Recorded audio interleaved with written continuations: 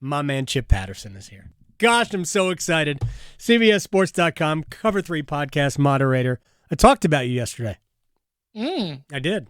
I talked about how right you were about East Carolina's defense being the deciding factor in how that game played out. And I got a little flack for not celebrating that more because obviously the shinier object there is how NC State's really dreams almost got shattered, maybe should have gotten shattered, but I thought the Pirates' defense, especially in the second half, was awesome. Absolutely outstanding. I don't know if NC State was being more vanilla intentionally because of what's coming up in less than a month. What were your thoughts on what we saw in the second half? Well, let's start right there, because whether you're being vanilla, whether you're talking about X's and O's, one-on-one battles were being won at the line of scrimmage with blue chip or well-developed players for NC State, with potential future pros for NC State, losing those battles to ECU's defensive front. Not good. Yeah. Not good at all. We'll make a lot about the turnovers, which are, not ideal and certainly would have turned this into a very different game. We feel a lot differently if NC State has 2 more touchdowns about that final score. Sure. But the fact that it was so difficult to even get the ball across the goal line, I think is a huge concern. NC State's offense, on paper, great. Individual parts I love, and I just can't stand the way that they look when you're just watching them take care of business.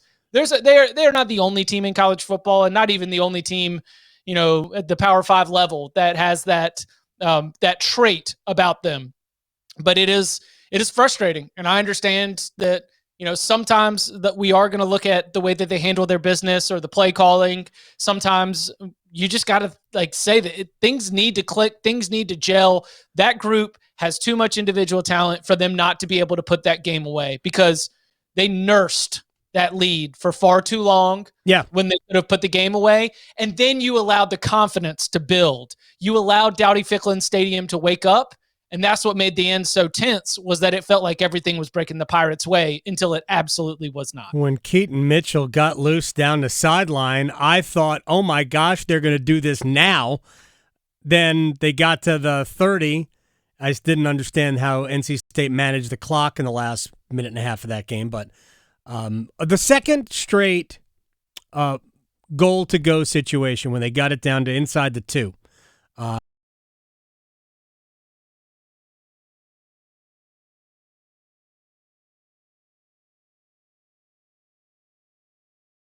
Of him. Hard runner. I mean, they basically ran the same play 4 times in a row after that. And I'm like, wait a second. I know Devin Leary wasn't at his best, but I mean, do we not give Devin Leary a second down throw? I mean, just let him put the ball in the air, roll him out. I mean, but it basically ran the same play 4 times in a row, and I get it. I even didn't hate the fact that they went for it there, even though the smarter play is probably to make it a 10-point game by kicking a chippy field goal. But I was okay with them going for it, because I just think that, I mean, you should be able to punch it in. They didn't. Yeah, but we're gonna see them punt from plus territory. We're gonna see them put so much weight for success. Why are you doing this on that NC State defense? Right. That is just going to be the way that they're going to handle business right now, and that is going to make for a tense season with gnawed off fingernails and knuckles so white that they look like they're bleached.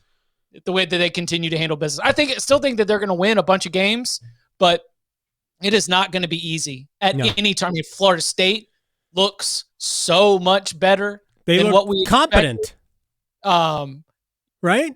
Louisville does not. Boston College does not. Like, NC State is still going to be able to stack up the wins, but this is this was concerning and an alarming game, but I guess you're just glad you won. Louisville by the end of the season might be different, but that was certainly an eye-opening opener for the Cardinals. Real quick, you and I talked about it. We actually texted over the weekend. Like, how was the total only 56.5 for UNC App? How is that even possible? The 10-minute mark of the third quarter was when we went over the total. I mean, come on. we told you exactly what was going to happen. Right. North Carolina was going to be able to score a whole lot of points because it has, I don't know, maybe the best quarterback in the ACC. I mean, it's certainly a good start for Drake May. Yeah. We'll say, because the thing that gets me and the reason why I'm able to like sort of feed off of the combination of the excitement that we experience here locally is that also when the people who aren't here are chiming in, when people with zero expertise about the ACC, when people with zero expertise about, the intricacies of the college football scene here in the state, when people from all over the country are like, man, that kid looks like he should be in the NFL. Like that is a pro prospect right there. No question. And to already be that well-developed and be that strong at this point, he's going to have bad games. Might come at the TED this weekend against Georgia State. Who knows? Yeah, it's not going to come with the TED. Well, maybe. I don't know. We'll see. Listen, Georgia State's defense turned Spencer Rattler into the South Carolina quarterback. We don't even know Spencer Rattler's name anymore. Well, didn't Spencer Rattler sort of do that the last couple of years anyway? Yeah, we came in with all this hype like he was going to recapture. He's got a great name, though. Panthers. I know. Spencer Rattler might be the best quarterback name in the country. When people who know very little about the intricacies of college football, or specifically college football in the ACC and in the state of North Carolina, are coming in and dropping in like, hey, that's different. Hey, that looks special. That's what makes me start to take notice because they don't carry some of those same biases. But North Carolina was going to be able to score, and North Carolina's defense was going to let you score. And I did not think that we were going to see, I don't know, the over-under in the fourth quarter alone. I just said that 62 in the fourth quarter. The over-under was hit by the 10-minute mark in the third quarter. 40 points for App State, 22 for North Carolina in that fourth quarter. Bananas game. Yeah. And I don't even know what quite to make of it. It is the most combined points in a regular season game, FBS game since 2019. It is one of the highest scoring fourth quarters that we've seen in quite some time. First time anybody ever scored 6 touchdowns in the fourth quarter. App. It is incredibly entertaining. And this is the thing that stands out to me is how close App was to what would have gone down as one of the greatest wins in program history. Yeah. And this is a program that's won national championships time and time again. And at the Big House, right. To be able to beat North Carolina at home with a 20-point comeback and a walk-off 2-point conversion, and he was open too. Like that. He was uncovered.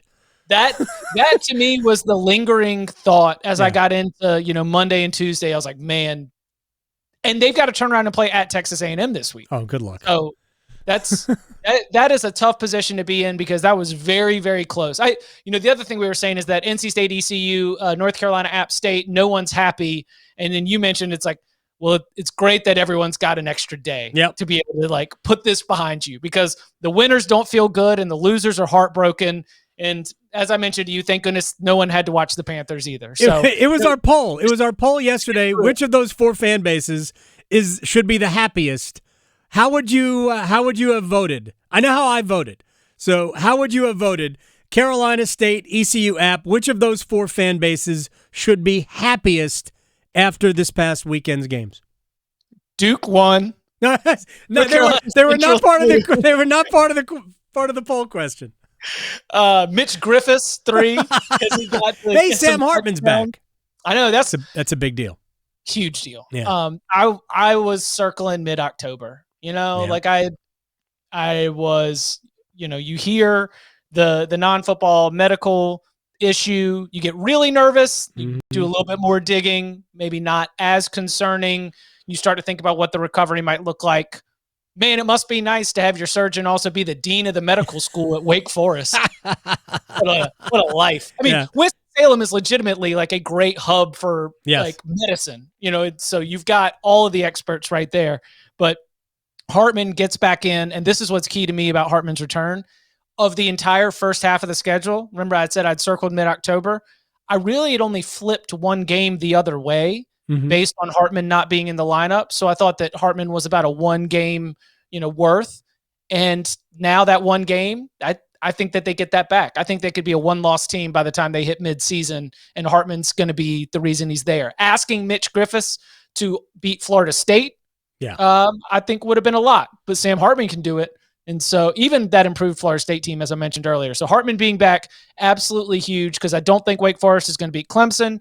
But given what we've seen from Clemson, Clemson could still lose a couple games. We're going to talk about that in a little bit. But you didn't answer the question. Which of those four fan bases is happiest? Should be happiest? North Carolina. Okay. Because North Carolina doesn't have as much dread and angst in its DNA. They already, we've already rebranded Late Night with Roy to Live Action with Hubert Davis. I actually said ECU based on how well their defense played. I actually think that the expectations for them going into the season was like 6 or 7 wins.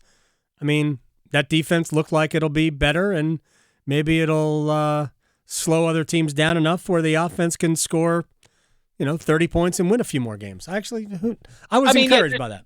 And look, to build on the encouragement for ECU, USF does not look like it's improved. Tulsa doesn't look good. Like, you could just scan around the rest of the American Athletic Conference. One of my thoughts going into the year was that ECU took an advantage of a down year in the conference in the middle pack, and that they were, on the positive end of that to be able to stack some conference wins they weren't getting the year before. And I was like, yeah, but those other teams might be improved. Not sure that's the case. ECU still might firmly be in that position to be winning, 5 conference games, which is going to put them back into a fun bowl game and another building year for Mike Houston. All right, let's first of all, real quick, I want you to talk very fast about Duke, and then we'll take a break and we'll come back and we'll talk about the playoff expansion and some issues. The fact that I thought that Duke simply looked competent. I thought Riley Leonard looked very good. And the other quarterback is now a wide receiver, which I kind of liked Jordan Moore at that position.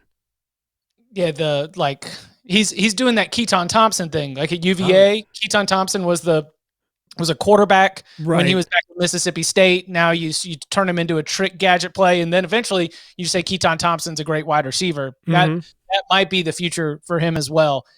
I think that when you looked at the depth chart for Duke, it was a team that had experienced and sort of a proven higher level on the defensive side of the ball. When you consider Mike Elko and his history at Texas A&M, at Notre Dame, and Wake Forest, you imagined it was going to be a very well-prepared group.